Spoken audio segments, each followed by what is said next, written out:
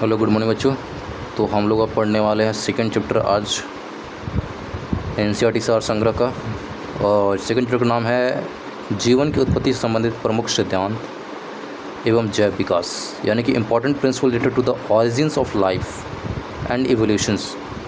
यानी कौन कौन सा प्रिंसिपल, कौन कौन सा सिद्धांत जो है कैसे लाइफ उत्पत्ति उसके बारे में दिया गया, कैसे कैसे लाइफ चेंजेज हुआ, एवोल्यूशन हुआ, कैसे हम लोग बंदर से आदमी बने हैं, उस सब के लिए सिद्धांत से दिया गया है। तो उसके बारे में पढ़ते हैं। थोड़ा सा लंबा चैप्टर है, ध्यान से पढ़िएगा। वन लाइनर है, सिर्फ रिवीजन के लिए है, ठीक है।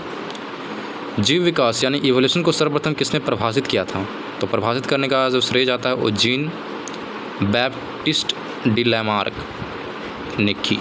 सिंपली आप लैमार्क याद रखोगे।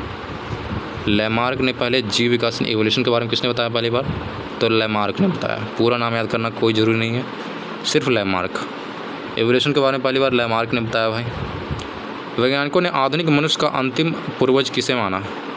यानी कि हम लोग जो आधुनिक बने हैं तो हम लोग का अंतिम पूर्वज कौन हो सकते हैं? तो उसका नाम रखा गया है क्रो मैग्नॉन मानव। क्रो मैग्नॉन मानव यानी क्रो मैग्नॉन ह्यूमन को हम लोग का अंतिम पूर्वज माना। उससे पहले जो थे हम पूरी तरह से चेंज है, यानी हम लोग जैसा दिखता ही नहीं है, तो इसलिए उसको पूर्वज नहीं बोल सकते हैं। यानी अंतिम पूर्वज हम लोग कौन है? क्रो मैग्नॉन ह्यूमन को माना गया है। वर्तमान प्रमाण के अनुसार पृथ्वी पर जीवन का उद्गम लगभग कब हुआ है भाई? तो 2 अरब। कितना जीरो होता है 2 अरब में? देख लो, 3 3 6 3 9 जीरो होता है भाई साहब। तो 2 अरब वर्ष पूर्व से माना जाता है। जीव की बात हो रही, ह्यूमन की बात नहीं हो रही। जीव का उत्पत्ति जो हुआ पृथ्वी पर 2 अरब साल पहले हुआ था। नेक्स्ट है विकासवाद का सिद्धांत किसको दिया जाता है? थ्योरी ऑफ इवोल्यूशन बोलते हैं, यानी कि चेंजेस होना, धीरे धीरे विकास होना। थ्योरी ऑफ इवोल्यूशन जो दिया गया था, ये दिया गया था चार्ल्स डार्विन के द्वारा, याद रखिएगा। इवोल्यूशन के पहली बार किसने बताया था? तो लैमार्क ने बताया था। लेकिन थ्योरी ऑफ इवोल्यूशन किसने दिया? तो चार्ल्स डार्विन ने दिया। उद् विकास का मुख्य कारक क्या है? उद् विकास का मुख्य कारक जो है वो प्राकृतिक वर्ण है, यानी कि नेचुरल सिलेक्शन है। मतलब कि नेचर किसको सिलेक्ट करेगा, ये सबसे बड़ा इंपॉर्टेंट है। कुछ चीज़ें हैं कि नेचर में विलुप्त हो जाता है, वो नेचर के साथ सस्टेन नहीं कर पाता, समझ रहे हो? तो उद् विकास का मुख्य कारक जो है वो है नेचर सिलेक्शन। उत विकास के उत्परिवर्तन सिद्धांत यानी कि म्यूटेशन थ्योरी ऑफ इवोल्यूशन किसने दिया था? अब पूछेगा म्यूटेशन थ्योरी यानी कि उत्परिवर्तन का सिद्धांत किसने दिया है? तो हॉगहो डे ब्रिज ने दिया। पिछले क्लास में भी मैंने बताया इसके बारे में कि फादर ऑफ म्यूटेशन किसको बोलते हैं? तो ह्यूगो डे ब्रिज को बोलते हैं। इसको बड़ा कर लेते हैं ना, पढ़ने में मज़ा नहीं आ रहा होगा, ठीक है। अब देखिए, आर्कियो पैट्रिक्स जुरासिक युग का सबसे प्राचीन पक्षी है, जो सरीसृप एवं पक्षी वर्ग के मध्य की कड़ी थी। आर्कियो पैट्रिक्स, क्या नाम रखा गया? आर्कियो पैट्रिक्स जुरासिक युग का सबसे प्राचीन पक्षी। यानी जुरासिक क्यों समझ रहे हो? जिस समय डायनासोर हुआ करता था उसको बोलते हैं जुरासिक युग बोलते हैं। तो जुरासिक युग का जो सबसे प्राचीन पक्षी जो माना जाता है, इसी को मानते हैं। सबसे प्राचीन पक्षी पूछेगा तो आर्कियो पैट्रिक्स को माना जाता है, जो सरीसृप और पक्षी वर्ग के मध्य की कड़ी था। सरीसृप भी पूरा नहीं था और पूरा पक्षी भी नहीं था, यानी पूँछ भी था, समझ रहे हो, और पंख भी था। उसी को बोलते हैं आर्कियो पैट्रिक्स बोला जाता है, जुरासिक युग का सबसे प्राचीन पक्षी। मैमथ समझते हो किस जीव का पूर्वज है? तो मैमथ जो है हाथी का पूर्वज को बोलते हैं मैमथ। बड़े बड़े कान हुआ करते थे मैमथ का, लंबे लंबे उसका स्किन हुआ करता था, बाल होता था, और साथ में यहाँ क्या होता था, बड़ा बड़ा कान बताएंगे, बड़ा बड़ा सिंग हुआ करता था, बहुत बड़ा साइज होता था मैमथ का। जो हाथी देख रहे हो ना, इससे तो छोटा हाथी है, उससे कम से कम 10 10 12 12 गुना बड़ा होता था मैमथ, समझ रहे हो? तो किस जीव का पूर्वज है? तो हाथी का जो पूर्वज है उसको मैमथ बोलते हैं। जैसे ह्यूमन का पूर्वज कौन है भाई? तो को मैगन ह्यूमन है, उससे हाथी का पूर्वज का नाम क्या है? मैमथ। पृथ्वी पर सबसे पहले किस जीव की उत्पत्ति मानी जाती है? तो नील हरित शैवाल के ब्लू ग्रीन अलगाई पहले आया, उसके बाद कीड़ा मकोड़ा बना, फिर हम लोग बने, समझ रहे हो ये सब बातें। तो सबसे पहले पृथ्वी पर कोई बना तो है नील हरित शैवाल। शीत ऋतु में पशुओं के प्रस्तुति काल डेमोग्राफिक पीरियड को क्या कहते हैं? शीत ऋतु में पशुओं के प्रस्तुति काल डेमोग्राफिक पीरियड को क्या कहते हैं? तो उसको बोलते हैं हाइबरनेशन बोला जाता है। ठंडे के मौसम में पशुओं के डेमोग्राफिक पीरियड को बोलते हैं हाइबरनेशन। पता नहीं क्या, इसको याद रखिएगा। किस जीव में स्नायु तंत्र यानी नर्वस सिस्टम को तो होता है परंतु मस्तिष्क नहीं होता है? वाह वाह वाह, ये तो बड़ा इंपॉर्टेंट है। इसको बोलते हैं तारा मीन यानी स्टार फिश। स्टार फिश का हिंदी अगर पूछेगा तो तारा मीन याद रखना है। तारा मीन, मीन मतलब मछली होता है, तारा मतलब वही स्टार। तो तारा मीन के अंदर क्या होता है, स्नायु तंत्र तो होता है, नर्वस सिस्टम होता है, लेकिन दिमाग ही नहीं होता। ये बड़ा इंपॉर्टेंट है, पूछ सकता है किस मछली के अंदर दिमाग नहीं होता, तो स्टार फिश बोल दीजिएगा।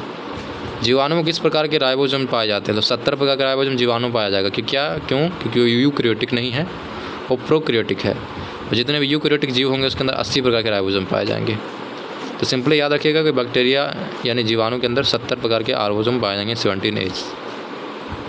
डायनासोर के बारे में लिखा गया, डायनासोर सरीसृप वर्ग में आते थे। इनका उद्देश्य था मोज़ेक युग में, इनका उदय पूछ रहा है, तो मेसोजाइक युग के अंदर हुआ था। किस युग में? तो मेसोजाइक युग में डायनासोर का उदय हुआ था। ये सिर्फ सरीसृप थे, समझ गए। नीलहरित शैवाल जीवाणु तथा कंकाल में लवक नहीं पाए जाते, बल्कि लोमेली के आकार की कौन सी रचना पाई जाती है? एक सेकेंड। नीलहरित शैवाल जीवाणु तथा कवक में लवक नहीं पाया जाता। लवक जो होता है प्लास्टिड नहीं पाया जाता। प्लास्टिड या लोमेली के आकार की कौन सी रचना पाई जाती है, तो उसको बोलते हैं क्रोमैटोफोर्स पाया जाता है। आपसे पूछ सकता है कि नीलहरित शैवाल जीवाणु और कवक में क्या प्लास्टिड पाया जाता है, तो आप बोलिए कि बिल्कुल नहीं पाया जाता है। प्लास्टिड की जगह पे क्या होता है, तो क्रोमैटोफोर्स पाया जाता है। किन पौधों में जाइलम वाहिकाओं यानी कि जाइलम बेसल्स का अभाव होता है? जाइलम होता ही नहीं है। तो जितने भी अनावृत एवं टेरिडोफाइटस, इसी को बोलते हैं टेरिडोफाइटस। अनावृत बीजी जो हैं, जिसके अंदर बीज नहीं है, कुल मिलाकर ये आवृत बीजी, अनावृत बीजी मतलब फल के बाहर है। अगर फल के अंदर बीज है तो उसको बोलेंगे आवृत बीजी। अनावृत बीज मतलब फल के बाहर बीज होगा, उसको बोलते हैं अनावृत बीजी। तो जितने भी अनावृत बीज पौधे हैं या टेरिडोफाइटस हैं, सब के अंदर जाइलम नहीं पाया जाएगा, याद रखना है। सिंपली आप रट जाओ कि जाइलम किस में नहीं पाया जाएगा, तो अनावृत बीजी के अंदर नहीं पाया जाएगा, टेरिडोफाइटस में नहीं पाया जाएगा। बड़ा पॉइंट बना के लिखा गया, मानव हृदय का बायां निलय प्रकोष्ठ पूर्णतः ऑक्सीकृत रक्त को महाधमनी से और संपूर्ण शरीर में भेजता है। देख लो भाई, मानव का बायां निलय प्रकोष्ठ पूर्णतः ऑक्सीकृत रक्त को महाधमनी में और संपूर्ण शरीर में भेजता है। कुल मिलाकर शुद्ध रक्त की बात हो रही है। ऑक्सीकृत रक्त का मतलब शुद्ध रक्त, एकदम प्योर रक्त है। तो प्योर रक्त है जो बायां निलय से बाहर निकलेगा, समझ गए। किस निलय से बाहर निकलेगा, तो बायां निलय से बाहर निकलेगा, बस ये याद रखना है। आगे का पॉइंट है 5 जगत वर्गीकरण यानी कि 5 किंगडम क्लासिफिकेशन किसने किया था, तो व्हिटकर ने किया था। व्हिटकर ने डिवाइड किया था 5 किंगडम में। जंपिंग जीन की खोज किसने की थी, तो मैकक्लिंटॉक ने किया था। किसने? मैकक्लिंटॉक। जंपिंग जीन आपसे पूछ सकेगा, ऐसा जीन नहीं है, नॉर्मल जीन नहीं है भाई, ये जंपिंग जीन है। तो जंपिंग जीन का खोज किया था मैकक्लिंटॉन। ये पूछता है सवाल, मैकक्लिंटॉक जो है जंपिंग जीन का खोज किया था। कौन से क्षार डीएनए और आरएनए दोनों में पाए जाते हैं, तो क्षार जो है डीएनए और आरएनए दोनों के अंदर जिसका नाम है एडेनिन, गुआनिन और साइटोसिन्स। ये 3 क्षार जो हैं दोनों में पाए जाएंगे, एडेनिन, गुआनिन और साइटोसिन्स। ऐसे कौन से उड़ने वाले जीव हैं जो पक्षी वर्ग में नहीं आते हैं? चमगादड़ जो है ये उड़ता है लेकिन पक्षी नहीं है, ये जानवर है। चमगादड़ क्या है, एक तरह का जानवर है, लेकिन ये उड़ता है, ध्यान रखना। चमगादड़ को उड़ने वाली कीट की क्षमता होती है, पक्षी के वर्ग में अंतर नहीं किया था क्योंकि इसमें स्तनपायी है। इसके अंदर क्या होता है, स्तन पाया था, बच्चों को दूध पिलाता है। चमगादड़ क्या करता है, अपने बच्चों को दूध पिलाता है, याद रखना। स्तनपायी होता है, इसलिए क्या कहते हैं, चमगादड़ को जानवर माना जाता है। वह समूह जिसके जंतु प्राय रात चरित्र होते हैं, यानी कि निकेट्रल क्या बोलते हैं, अरे अंग्रेजी से पढ़ने आ ही नहीं रहा, नॉक्ट्यूर्नल बोल सकते हैं, रात्रिचरी यानी रात में घूमता हुआ। और क्या उसमें अंदर कौन कौन आएगा, सॉरी तो पहला आता है मच्छर आता है, दूसरा चमगादड़ हो गया, तीसरा उल्लू। मच्छर, चमगादड़ और उल्लू, ये तीनों के तीनों रात में घूमने वाले बच्चे। कुछ साधारण नाम तथा उसके वैज्ञानिक नाम आपको याद रखना पड़ेगा। ये जो है नामकरण वाला बात किसने किया था? तो कैरोलस लिनियस ने किया था। पता है आपको बात, बताए भी थे पिछले क्लास में। देवनाम पद किसने दिया है? तो कैरोलस लिनियस ने दिया है। तो साधारण नाम उसका कुछ और होगा, वैज्ञानिक नाम कुछ और होगा। जैसे कि मानव है, मानव को बोलते हैं होमो सैपियंस। तेंदुआ को बोलते हैं पैंथेरा पार्डस। पैंथेरा पार्डस बोलते हैं तेंदुआ को। बाघ को बोलते हैं पैंथेरा टिग्रिस। पार्डस तेंदुआ हो गया, टिग्रिस हो गया बाघ, पैंथेरा टिग्रिस। और लियो हो गया शेर। तीनों पैंथेरा ही हैं, देख लो, तेंदुआ, बाघ और शेर। समझ रहे हो? तीनों का वंश सेम है, सिर्फ जाति डिफरेंट है। पैंथेरा पार्डस तेंदुआ, पैंथेरा टिग्रिस बाघ और पैंथेरा लियो जो है ये शेर को बोलते हैं। मटर को बोलते हैं पाइसम स्टाइवम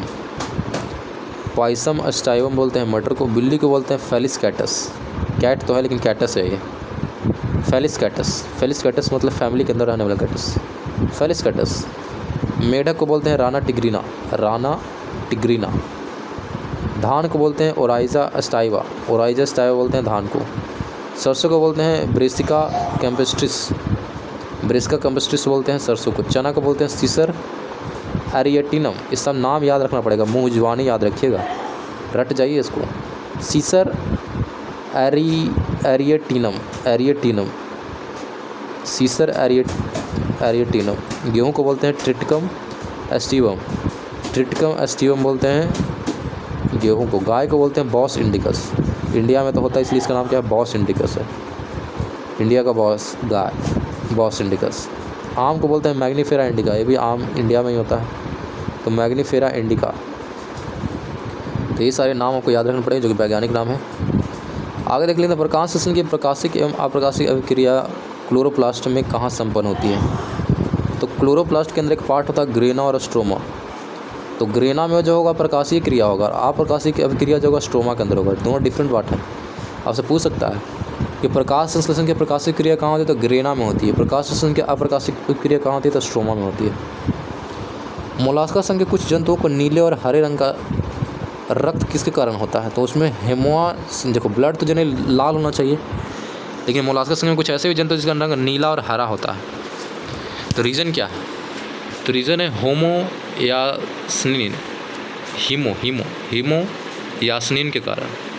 हीमोयास्निन के कारण जो ब्लड है वो नीला और हरा होता है, हीमोयास्निन।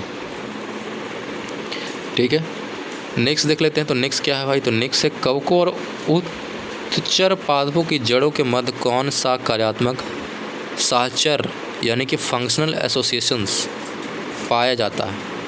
तो कवक मूल पाया जाता है। कवक और उच्चर पादपों की जड़ों के मध्य कौन सा सहचर्य पाया था? क्या पाया जाएगा दोनों के? तो कवक वाला जड़ पाया जाएगा, और क्या? इसको माइकोरेजिया बोलते हैं। माइकोरेजिया को बोलते हैं कवक मूल। ईस्ट और मशरूम किस प्रकार के जीव हैं? ईस्ट और मशरूम जो है एक तरह का फफूंद है, फंजी है ये, याद रखिएगा। ईस्ट और मशरूम जो है ये फफूंद है, फंजी है, कवक के अंदर आता है। यहाँ तक फंजी किसके अंदर है? कवक के अंदर आता है। ईस्ट और मशरूम एक तरह का कवक है या फफूंद है, याद रखिएगा, फंजी है। कपास में पाया जाने वाला प्रमुख घटक कौन है? तो कपास में जनरली सेलुलोज पाया जाता है। सेलुलोज से ही क्या होता है? कपास का धागा। तो याद रखना है, कपास में जनरली क्या पाया जाएगा? सेलुलोज पाया जाएगा। लाइकेन किससे निर्मित होते हैं? तो लाइकेन निर्मित होता है कवक और शैवाल दोनों से, याद रखना ये बात। कपास में पाया जाता है सेलुलोज, और लाइकेन जो निर्मित होता है कवक और शैवाल दोनों से मिलकर, फंजी और एल्गी दोनों से मिलकर बना होता है। और ईस्ट और मशरूम के एक तरह का फंजी, आपको बताए भी थे, बड़ा बड़ा दिखाई देता है फंजी। और क्या? जीवन चक्र की दृष्टि से पौधे का सबसे महत्वपूर्ण अंग कोई है? तो वो है फूल। बीज भी नहीं है, लोग समझते हैं कि बीज है, नहीं, फूल है। फूल आएगा तब तो बीज आएगा। तो जीवन चक्र की दृष्टि से पौधे का सबसे महत्वपूर्ण जो पार्ट है वो फूल है। फूल से बनेगा बीज, बीज से बनेगा फिर से पेड़, पेड़ से फिर बनेगा फूल। तो फूल होना बहुत ज़रूरी है। नेक्स्ट, क्लोरोफिल के निर्माण में कौन सा तत्व महत्वपूर्ण है? तो मैग्नीशियम बहुत इंपॉर्टेंट है। क्लोरोफिल का जो फार्मूला था उसके अंदर भी मैग्नीशियम होता है, यह ध्यान रखिएगा। इसलिए क्लोरोफिल के निर्माण में कौन सा तत्व महत्वपूर्ण है? तो मैग्नीशियम तो चाहिए ही चाहिए। अधिकांश कीट जिसके कारण श्वसन करते हैं, तो वातक तंत्र यानी कि ट्रैकिया होता है। जितने भी कीट होते हैं सबके अंदर ट्रैकिया पाया जाता है, जिसको वातक तंत्र बोलते हैं हिंदी में। तो ट्रैकिया के द्वारा जनरली अधिकतर कीट जो है सांस लेते हैं। नेक्स्ट पॉइंट बना के लिखा गया कि कुकैन आवृतबीजी पौधा का उदाहरण है, यानी कि एंजियोस्पर्म का पौधा है जो सिंकोना नामक पादप की छाल से प्राप्त होता है। कुकैन जो है आवृतबीजी पौधा का उदाहरण है जो सिंकोना नामक पादप की छाल से प्राप्त होता है तथा यह मलेरिया के उपचार के लिए प्रयोग किया जाता है। कुकैन जो है किससे बनता है, तो सिंकोना नामक पादप पेड़ के छाल से बनता है। और इसका इस्तेमाल किस लिए करते हैं, तो मलेरिया के उपचार के लिए हम कुकैन का इस्तेमाल करते हैं। याद रहेगा, कुकैन जो है मलेरिया के उपचार के लिए इस्तेमाल करते हैं। सेब में पाए जाने वाले लाल रंग का कारण क्या है, तो सेब के ऊपर देखो रेड सेब होता है। रेड काहे होता है सेब, कलर लाल काहे होता है सेब का, तो एंथोसाइनिन के कारण। बहुत इंपॉर्टेंट सवाल है ये। एंथोसाइनिन के कारण क्या होता है, सेब का कलर जो है ऊपर से लाल होता है, एंथोसाइनिन। टमाटर में लाल रंग क्यों होता है भाई, तो टमाटर लाल होता है तो लाइकोपिन के कारण। सेब लाल होगा एंथोसाइनिन के कारण, टमाटर लाल होगा लाइकोपिन के कारण, लाइकोपिन। शहतूत के फल का वैज्ञानिक नाम पूछेगा तो क्या बताइएगा, तो उसका नाम है सेरोसिस। शहतूत का साइंटिफिक नेम है सेरोसिस। आपने खाया भी, खट्टा और मीठा दोनों शहतूत होते हैं, आपने खाया भी होगा। सेरोसिस का क्या है वैज्ञानिक नाम है। सर्वों की 20 ग्रंथियाँ वैनम ग्लैंड्स किस अंग के समान होता है, तो जो हम लोग का अंदर जो होता है कशेरुकी प्रणाली। कशेरुकी मतलब समझ रहे हो, कशेरुकी मतलब जिसके अंदर रीढ़ की हड्डी हो। जैसे मछली भी उसके अंदर रीढ़ की हड्डी होता है, हम लोग हैं तो हम लोग के अंदर भी कशेरुकी है, रीढ़ की हड्डी है।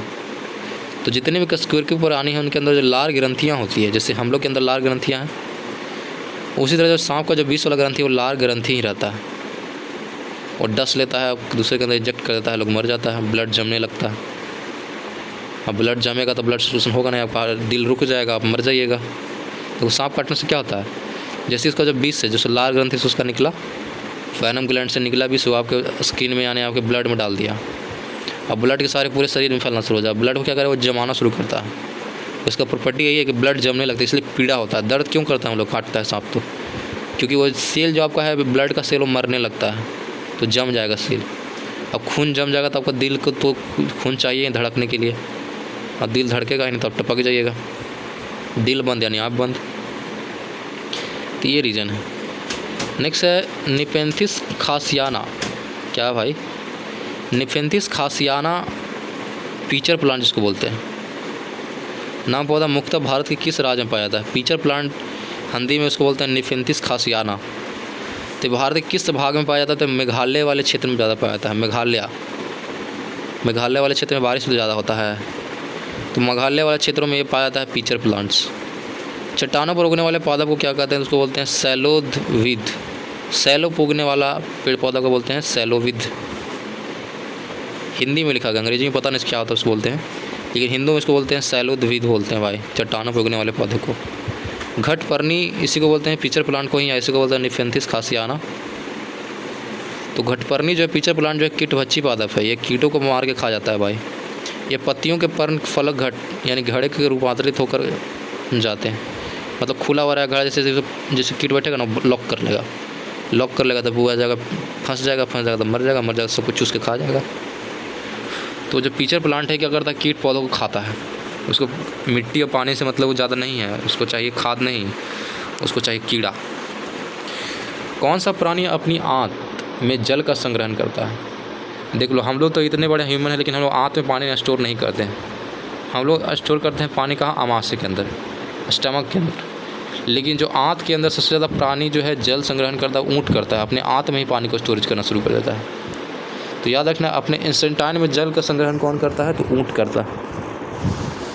सबसे बड़ा अकशेरुकी, अकशेरुकी मतलब क्या होता है, इनवर्टेब्रेट का मतलब होता है कि जिसके अंदर मेरुदंड नहीं पाया जाता, वही है मेरुदंड, मतलब जिसके अंदर रीढ़ की हड्डी नहीं पाया जाएगा। सबसे बड़ा अकशेरुकी कौन है भाई, तो वह है कोलोसल स्क्विड। कोलोसल स्क्विड जो है सबसे बड़ा अकशेरुकी माना जाता है, कोलोसल स्क्विड्स। जल एवं स्थल दोनों पर रहने वाले जीवों को उभयचर कहते हैं। उभयचर मतलब पानी में भी रहे और ज़मीन पर रहे, इसी वर्ग के अंतर्गत रखा जाता है उभयचर, यानी कि एम्फीबियन ग्रुप बोलते हैं इसको। एम्फीबियन के अंदर मेढक भी आता है, मेढक पानी में भी रह लेगा, ज़मीन पे भी रह लेगा, यानी क्या है, उभयचर है वो, समझ रहे हो। मिट्टी के अंदर भी मेढक कभी कभी रह लेता है, क्योंकि सांस मुंह नाक से लेता तो है ही, साथ में स्किन से भी सांस लेता है ना, इसीलिए। तो मेढक क्या है, एक तरह का उभयचर है, एम्फीबियन, याद रहेगा। नेक्स्ट देख लेते हैं, नेक्स्ट पॉइंट क्या बोल रहा है बच्चे। तो लीची के फलों के किस शाखा के अंदर रखा गया है? तो एक बीजी बेरी के अंदर रखा गया है, यानी एक ही बीज होता है, तो एक बीजी बेरी के अंदर रखा गया है लीची के फलों को। समझ गए? एक बीज मतलब उसको तोड़ोगे तो उसका बीज दो पार्ट में डिवाइड नहीं होता, इसी कारण उसको एक बीजी बोलते हैं।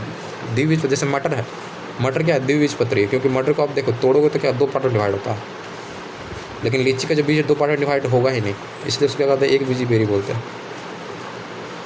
हल्दी पौधे के तने यानी स्टेम से प्राप्त होती है। बहुत से लोग को लगता है कि हल्दी जो है जड़ से मिलता है, नहीं, हल्दी है जो उसका तना से मिलता है। उसे खाने वाला हिस्सा प्रकंद है, अंग्रेजी में बोलते हैं राइजोम कहा जाता है, रियोजोम। लाल मिर्च किसकी वजह के कारण तीखा होता है? तो लाल मिर्च आपसे पूछा है कि तीखा क्यों लगता है भाई, तो उसके अंदर क्या पाया जाता है? तो कैप्सिन पाया जाता है, कैप्सेसिन पाया जाता है। कैप्सेसिन मिर्ची में पाया जाता है, इसके कारण तीखा लगता है। और ये भी याद रखना कि विटामिन सी होता है मिर्च के अंदर, क्या पाया जाता है? Vitamin C. सबसे बड़ा स्तनपायी जीव कौन है? तो स्तनपायी जीव जो है व्हेल है। सबसे बड़ा जीव जिसका स्तन होता है तो वो है व्हेल। व्हेल जो मछली आप बोलते हो, व्हेल वही है सबसे बड़ा स्तनपायी जीव इस पूरे दुनिया में। रेशम का कीड़ा यानी स्केल वॉर्म जो है अपने जीवन काल में किस अवस्था में वाणिज्यिक तंतु यानी कि कमर्शियल फाइबर उत्पन्न करता है, जो हम लोग उसको बेच के इस्तेमाल करते हैं? तो प्यूपा अवस्था में। जैसे वो प्यूपा से क्या होता है? कीट बनेगा। तो प्यूपा अवस्था में क्या बनाता है वो वाणिज्यिक तंतु यानी कमर्शियल फाइबर बनाता है। याद रखना है बात। गर्म रुधिर वाले यानी कि वार्म ब्लडेड या समतापी जंतु के शरीर में का तापमान कितना होता है? यानी कि जो भी गर्म ब्लड वाला है या समतापी वाला, जैसे हमें लोग ह्यूमन है, ह्यूमन के अंदर का ब्लड कैसा होता है? गर्म होता है। खून निकालोगे हमेशा गर्म रहेगा, ठीक है। जितने ब्लड वाले गर्म ब्लड वाले जीव हैं, सब का जो तापमान रहेगा, बॉडी टेम्परेचर हमेशा फिक्स रहेगा। उनका बॉडी टेम्परेचर कभी नहीं बढ़ता है, याद रखना है, नॉर्मल रहता है, ठीक है। लेकिन वातावरण का टेम्परेचर बढ़ता है, घटता है। जैसे वातावरण का टेम्परेचर बढ़ जाएगा तो उनको गर्मी लगने लगेगा, और जैसे वातावरण का टेम्परेचर घट जाए तो उनको ठंडा लगने लगेगा, लेकिन उनका बॉडी का टेम्परेचर फिक्स है भाई। समझ गए? तो शायद अब एक समानता याद रखना। समुद्री घोड़ा किसको बोलते हैं? Sea horse. एक तो घोड़ा हमारा ज़मीन पर चलता है, एक समुद्र में घोड़ा चलता है। किस प्रकार के जीव का उदाहरण है? एक तरह का मछली है, मछली को बोलते हैं समुद्री घोड़ा बोलते हैं, एक तरह घोड़ा की तरह दिखाया जाता है उसका शेप, उसको समुद्री घोड़ा बोलते हैं। कौन सा स्तनपायी है जो अंडा देता है? स्तन तो है लेकिन अंडा देता है, तो उसका नाम है एक्डीना। एक्डीना जो है स्तन होते हुए भी अंडा देता है। बाकी इसके अलावा जितने भी स्तनपायी होंगे बच्चा देंगे। जैसे चमगादड़ के स्तनपायी है, बच्चा देता है, वो अंडा नहीं देता है। तो एकीडना याद रखना, एकीडना जो है ये क्या है? स्तनपायी होते हुए अंडा देता है। जानने की इच्छा प्रकट करना या गूढ़ चिंतन या मनन करना मनुष्य को वानर गुणों से अलग बनाता है। हम लोग सोचते हैं और वो इच्छा रखते हैं, यही इच्छा है जो हम लोग को वानर से अलग करता है भाई। मानव शरीर में पाई जाने वाली सबसे छोटी कोशिका कौन सी है? तो सबसे छोटी कोशिका पूछेगा मानव शरीर में। मानव यानी कि मेल और फीमेल मिला के है भाई। तो मानव शरीर में सबसे छोटी कोशिका जो होगा शुक्राणु होगा। सील किस वर्ग का प्राणी है? तो सील जो है एक तरह का स्तनपायी है। सील आपने देखा भी होगा, समुद्री जीव है सील, एक तरह का स्तनपायी है ये। कॉर्क जो है किस पेड़ से प्राप्त करते हैं? तो क्वैक्स के पेड़ होते हैं, उससे क्या बोलते हैं? कॉक्स बनाते हैं। कॉक्स जो बनाया जाता है, जो कि बैडमिंटन वगैरह खेलते हैं उसके पीछे होता है। बॉटल को लॉक करने के लिए कॉक्स का इस्तेमाल करते हैं। शराब का जो बॉटल होता है ना, उसको देखिएगा, कॉक्स की मदद से ही बंद किया जाता है। तो जो कॉर्क बनाए जाते हैं, ये बनाए जाते हैं स्क्वैश के पौधे से। डॉल्फिन किस वर्ग के अंदर आता है? तो ये भी स्तनपायी है। और सबसे बड़ा स्तनपायी तो बताई दिए है व्हेल के बारे में। व्हेल मछली जो होता है सबसे बड़ा स्तनपायी होता है। और यहाँ पे डॉल्फिन भी क्या एक तरह का स्तनपायी है। अफीम जिसको मॉर्फिन भी बोला जाता है, पोस्ते के पौधे के अधपके फल से प्राप्त होती है। अफीम या मॉर्फिन जो है ये पोस्ता के पौधा से बनता है, वो भी अधपका फल से प्राप्त होता है। आधा पका आधा कच्चा रहेगा, उसी के फल से हम क्या बनाते हैं? अफीम बनाते हैं। समझ गए? या पोस्ते के पौधा से। गन्ने के रोपण में उसके किस भाग का प्रयोग किया था? तना का। गन्ने को रोपने के लिए क्या करते हैं? तना का इस्तेमाल करते हैं, है कि नहीं? ना ही उसका बीज नहीं कुछ होता है, तना को काट के लगाते हैं। तो गन्ने के रोपण में किस भाग का प्रयोग किया जाता है? तो तना का इस्तेमाल करते हैं। लहसुन की गंध, द स्मेल ऑफ गार्लिक, किसके कारण होता है भाई? तो सल्फर यौगिक के उपस्थिति के कारण, उसमें सल्फर प्रेजेंट होता है, इसलिए गंध देता है। शुष्क जलवायु में अनुकूलित पेड़ पौधे को क्या कहते हैं?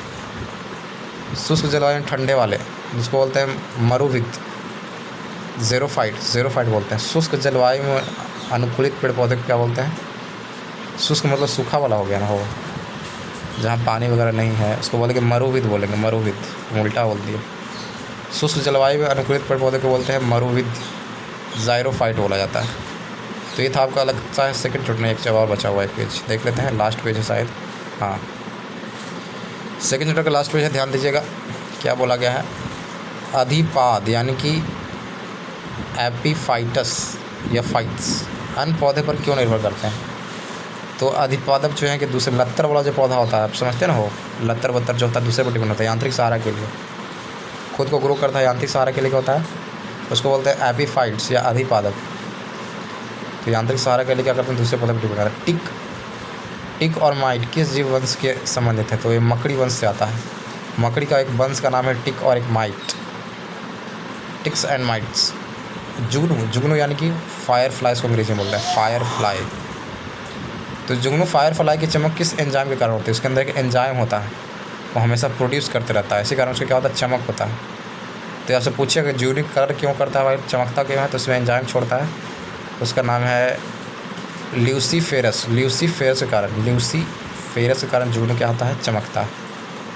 सन हेम्प्रेसे किससे प्राप्त किए जाते हैं?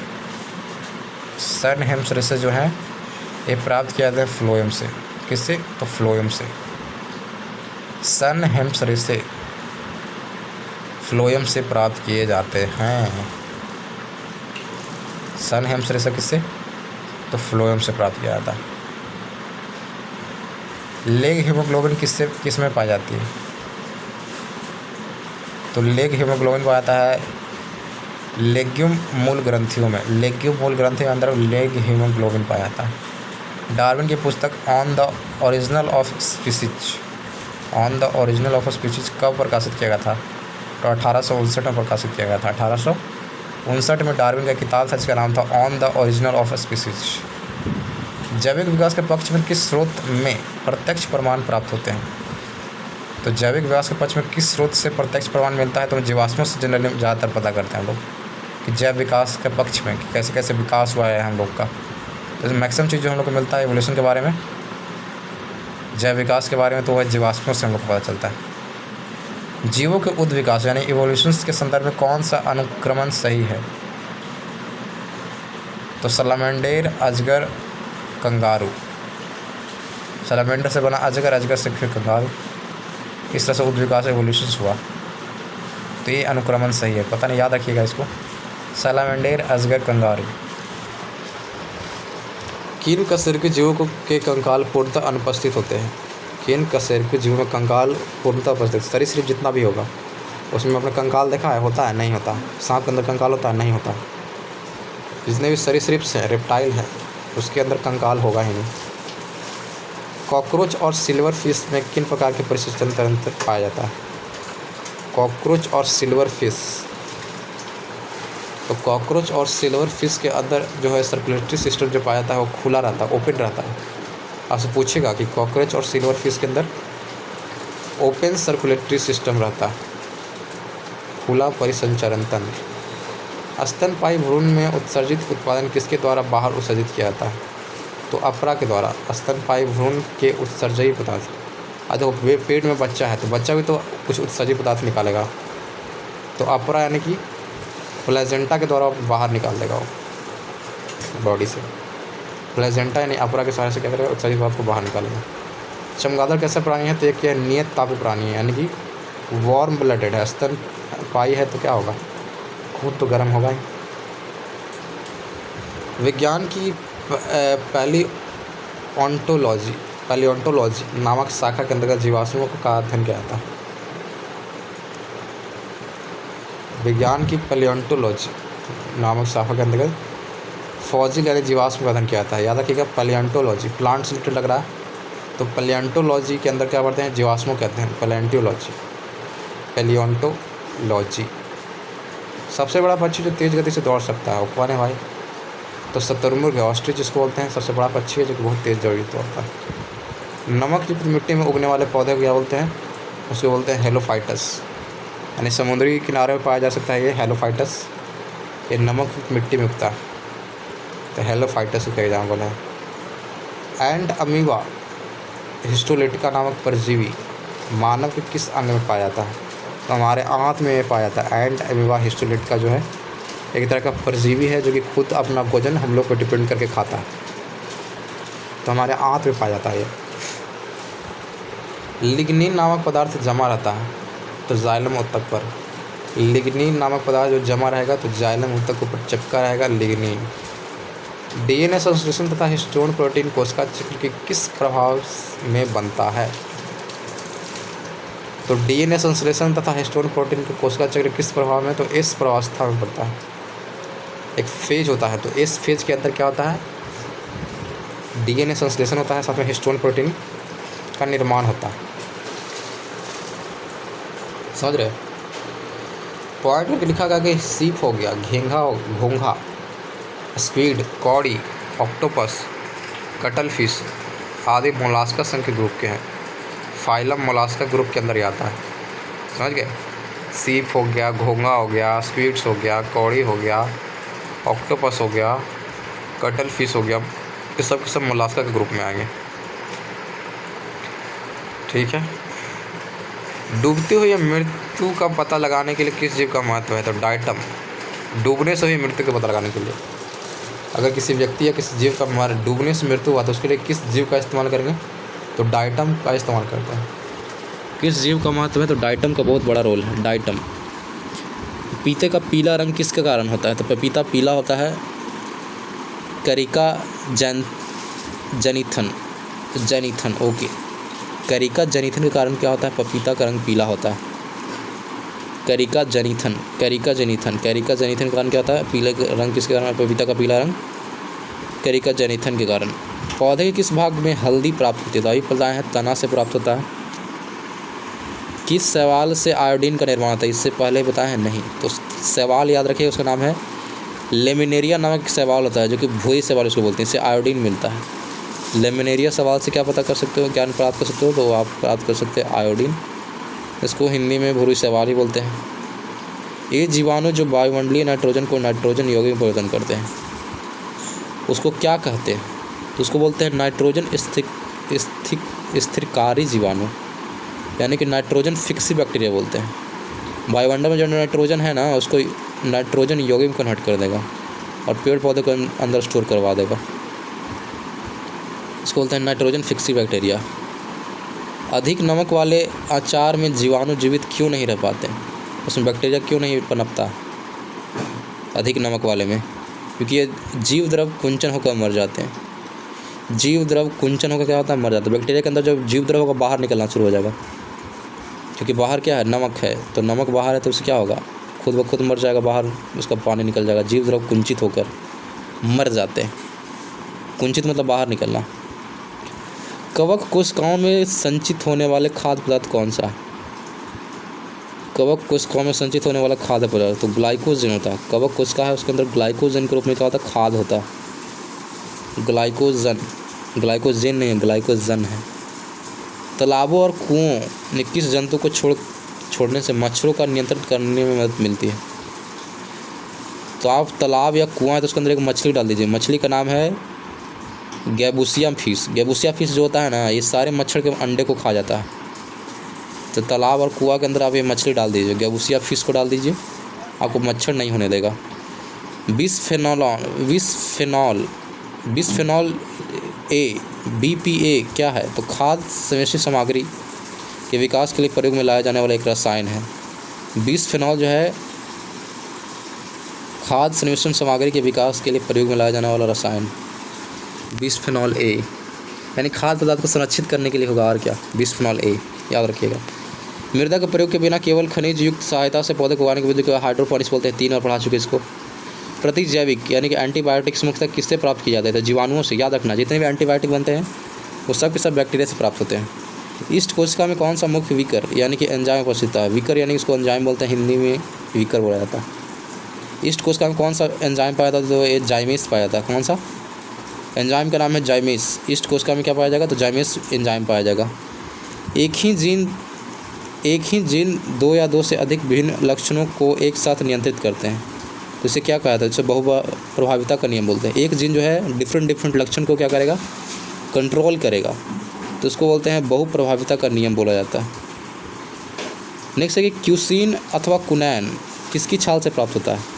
तो क्यूसीन और कुनैन जो है ये सिनकोना पौधा होता है, उसके छाल से प्राप्त करते हैं। क्यूसीन और कुनैन सिनकोना के छाल से प्राप्त करते हैं। मेंडल ने अपने वंशागत नियमों यानी कि रूल ऑफ हेरिडिटी को प्रतिपादित करने के लिए किस पौधे का गार्डन पी का इस्तेमाल यानी गार्डन मटर का इस्तेमाल किया था? मटर के पौधे का इस्तेमाल उसने किया था मेंडल ने वंशागत नियमों को प्रतिपादित करने के लिए। ग्रेगर जॉन मेंडल को आधुनिक अनुवांशिकी यानी कि फादर ऑफ मॉडर्न जेनेटिक्स के बोलते हैं, इनको फादर ऑफ मॉडर्न जेनेटिक्स यानी कि आधुनिक अनुवांशिकी का जनक यानी पिता बोला जाता है, ग्रेगर जॉन मेंडल। सूखा सहिष्णुता से संबंधित हार्मोन क्या है? सूखा सहिष्णुता से संबंधित हार्मोन का नाम है एस्बेसिक एसिड्स यानी एस्बेसिक अम्ल को बोलते हैं सूखा सहिष्णुता से संबंधित हार्मोन। अधिकांश एंजाइम किस ताप पर सर्वाधिक सक्रिय होते हैं? तो -20 से लेकर -35 डिग्री सेंटीग्रेड पे जो है ये 20 या 35 होना चाहिए था, माइनस में नहीं होना चाहिए। हाँ, 20 से 35 डिग्री सेंटीग्रेड के मध्य क्या होता है? एंजाइम क्या होता है? सक्रिय होता है। अगर आपका बॉडी टेम्परेचर 20 से 35 के बीच होता है, आपको एंजाइम आपके अंदर जो है सब सक्रिय रहेंगे। सर्वाधिक सक्रिय 20 से लेकर 35 डिग्री सेंटीग्रेड के मध्य। तो ये था आपका सेकंड नंबर चैप्टर जो कि फिनिश हो गया। अगले चैप्टर में थर्ड चैप्टर पढ़ेंगे। तो आज हमने क्या पढ़ा? आज हमने पढ़ा है जीवन की उत्पत्ति से संबंधित जो भी प्रमुख सिद्धांत है और साथ में हमने जैव विकास के बारे में पढ़ा है। तो आज का सेकंड चैप्टर का नाम समाप्त हुआ। बार बार इसको रिवाइज कीजिएगा, याद हो जाएगा। आज के लिए इतना ही, धन्यवाद।